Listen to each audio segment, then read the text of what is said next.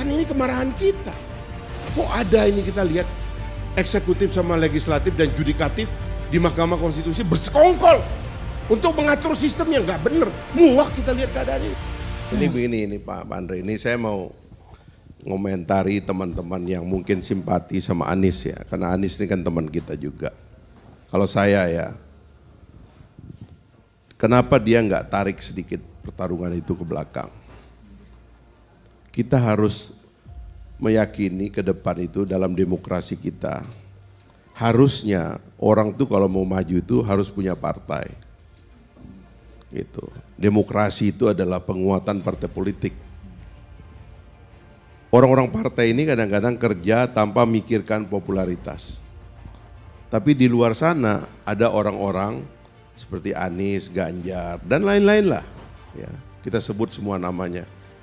Enggak ngurus partai, kerjaannya itu membangun popularitas. Ini tidak sehat bagi demokrasi. Mari kita sehatkan demokrasi itu dengan cara berjuang melalui partai politik. Sebab undang-undang konstitusi cuma mengizinkan tiket itu berasal dari partai politik. Karena itulah sebenarnya tidak bisa membandingkan orang seperti Pak Prabowo dengan orang seperti Pak Anies gitu. Bahkan jadi ganjil itu karena Anies sendiri adalah orang yang dibesarkan oleh Pak Prabowo juga ya, waktu DKI dan sebagainya itu. Jadi sebenarnya nih ya, kalau kita men-challenge intelektualitasnya Anies Baswedan, saya tuh inginnya tuh dia agak berdiri tegak untuk mengatakan dia itu bukan alat dari satu kesementaraan ini. Adanya massa yang marah dan kecewa kepada pemerintah dan ada elit oligarki baru yang nyari jago. Kan ini yang terjadi sekarang ini gitu loh. Nah kita tariknya harusnya dia itu jangan aji mumpung gitu. Tarik agak jauh. Udahlah percaya saya. Sampai September tahun depan ini omong kosong semua ini capres-capres ini. Udah ini nipu diri. Bohong ini nipu diri sendiri. Percaya saya deh. Nggak ada calon itu sampai September tahun depan. Nggak ada. Kita kok mau menipu diri terus menerus gitu. Enggak lah. Itu September COP KPU baru keluar kok. Jadi kebohongan ini kita hentikan. Kita main di perbaikan sistem. Makanya jangan tarung dulu soal nama orang. Karena nggak ada regulasi soal nama orang. Yang kita bisa bertarung sekarang ini bagaimana kita memperbaiki sistem. Bagaimana kita memperbaiki agar platform bagi pertarungan ini lebih rasional.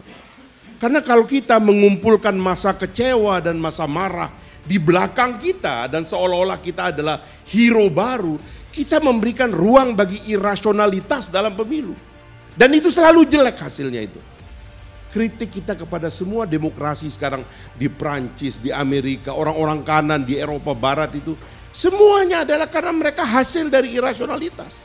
Semakin tidak rasional pemilih, pemimpinnya tambah jelek.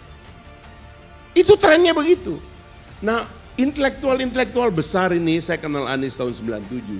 Saya jemput dia, bersama dia jemput Pak Amin Rais untuk suruh pidato tentang suksesi. 97 Pak Harto masih presiden. Kami nonton Pak Amin setelah kami jemput di PP Muhammadiyah. Tarik pertarungan ini. Jangan ini adalah sekedar soal dia. Zaman Pak SBY ikut konvensi, zaman Pak Jokowi ikut Pak Jokowi, zaman Pak Prabowo ikut Pak Prabowo, zaman Surya Paloh ikut Surya Paloh. Kan mesti ada sesuatu yang lebih besar dari sekedar saya harus jadi. Perbaiki cara berpikir bangsa ini. Perbaiki sistemnya. Apa yang dikatakan Jumur tadi ini. Kan ini kemarahan kita. Kok ada ini kita lihat eksekutif sama legislatif dan judikatif di Mahkamah Konstitusi bersekongkol untuk mengatur sistem yang gak bener. Muak kita lihat keadaan ini. Tapi kalau intelektual besarnya ini, jago-jago kita ini sembunyi, jangan banyak ngomong dulu. Kata orang seperti di Ganjar, kata orang seperti Anies, usahakan muncul di event-event. Jangan banyak ngomong, nanti kita nggak dapet tiket. Kita ini lagi berharap belas kasihan orang, jangan banyak ngomong dulu. Mana ada tesis? Ini kan yang ngomong kita-kita doang, membohongi diri sendiri.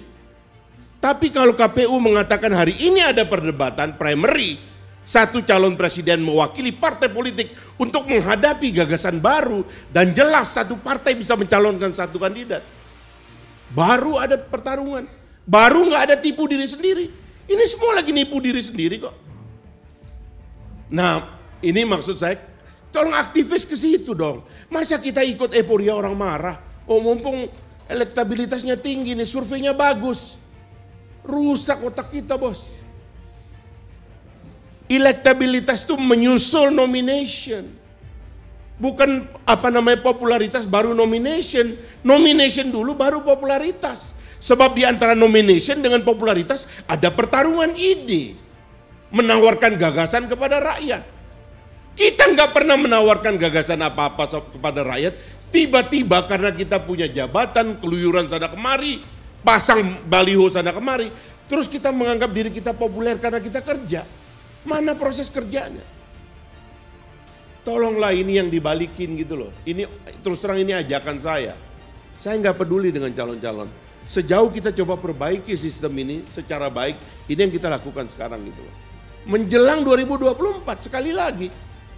Kalau 2024 itu nanti adalah akumulasi dari kelompok marah di Pilpres Jokowi Hatta Prabowo JK dan Jokowi Ma'ruf Prabowo Sandiaga Uno, berulang lagi sekarang kacau hasilnya.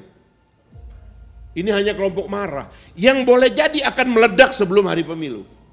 Apa kita mau mengentertain kemarahan terus? Harusnya kita hentikan. Mari bertarung rasional, perpanjang masa debat. Saya kira orang kayak Gerindra, Bung Andre sudah membuktikan mereka walk out memang inginnya 0%. Karena kalau 0% maka pencapresan Anies Baswedan hari ini menjadi relevan. Setelah itu ada debat. Ya kan? Bahkan kalau mau pemilu legislatifnya dipercepat bulan Agustus saja tahun depan, masih ada waktu. Jadi Anies berkampanye untuk Partai Nasdem sebagai calon taken, KPU approve. Bahwa kalau Nasdem dapat tiket, dialah yang menjadi calon presidennya. Partai lain juga demikian. Sehingga bergunalah Puan Maharani buat PDIP. Bergunalah Salim Al-Jufri bagi PKS. Sekarang kan kasihan. Orang itu merasa capek di pinggir gelanggang. Tiba-tiba yang tarung ini mantan-mantan gubernur. Yang tidak punya partai politik, tidak pernah kerja buat partai politik. Mau demokrasi sehat apa kayak begini? Yang nyohor beda sama yang capek. Nah ini hentikan gitu loh. Berani nggak kita hentikan ini? Waduh, tepuk Saya tangan mau ini. minta intelektual begitu cara berpikirnya. Kenapa sih ikut-ikutan membohongi diri terus? Kan capek membohongi diri, Pak. Jadi memang